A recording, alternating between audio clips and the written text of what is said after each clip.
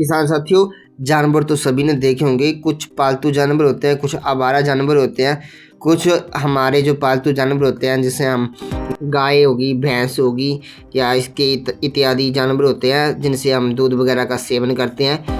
कुछ ऐसे जानवर होते हैं जिनको हम शौक के तौर पे पालते हैं, जैसे बिल्ली होगी, कुत्ता हो गया।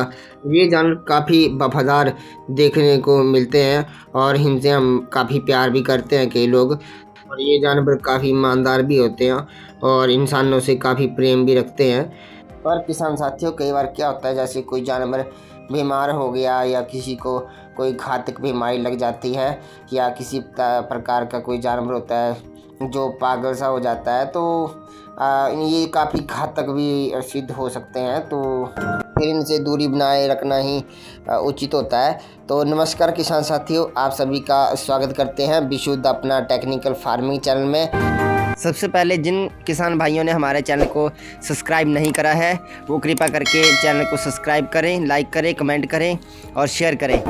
किसान साथियों, हम जो बात कर रहे हैं इस बीमारी की, जिसे रेबिस कहा जाता है, जिसमें जो है हमारे जो पालतू पशु होते हैं जो एक प्रकार से पागल से हो जाते हैं। जैसे मान लीजिए कुत्ता हो गया, तो कुत्ता जो है वो एकदम से अपने मालिक को काटने लगता है और इधर उधर भागने लगता है, उसको पता नहीं लगता है कि क्या हो रहा है उसके साथ।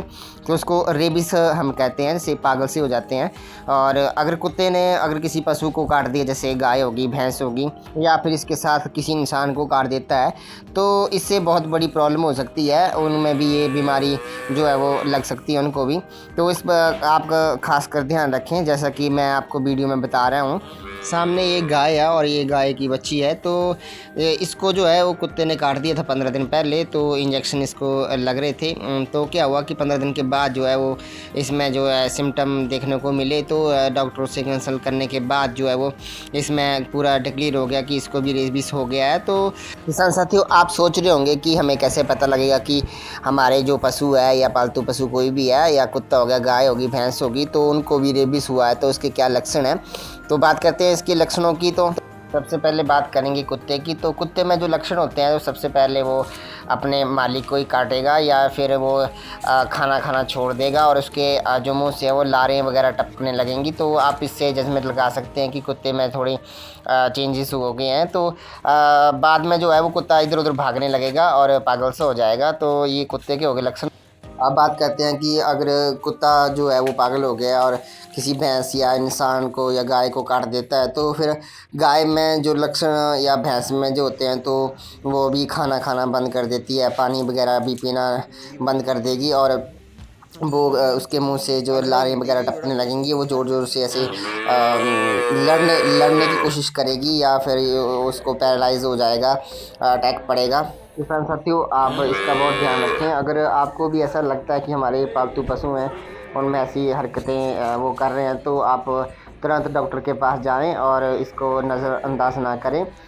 किसान साथियों, अब बात करते हैं इसके उपचार की। तो उपचार तो इससे पहले ही है कि आप इसका परहेज़ करें। और अगर किसी को रेबिस हो जाता है तो लास्ट पॉइंट पे तो इसकी मृत्यु होना निश्चित है, और तो कोई इसमें अभी तक कोई दवाई बनी नहीं है। बाकी आप कमेंट करके हमें ज़रूर बताएं, अगर कोई दवाई बनी है तो हम भी इसका यूज़ करेंगे और बाकी दर्शकों तक भी हम इस इन्फॉर्मेशन को पहुंचाने की कोशिश करेंगे।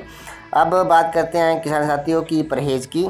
जैसे किसी को रेबिस हो जाता है, पशु को या किसी को भी, तो आप उसको जो है दूरी बनाए रखें उससे। जैसा कि आप देख पा रहे हैं, ये हमारे पास में पड़ोस में गाय थी, तो उसको रेबिस हो गया था। तो लास्ट पॉइंट पे उसकी तो अभी मृत्यु हो गई है, डेथ होगी मतलब।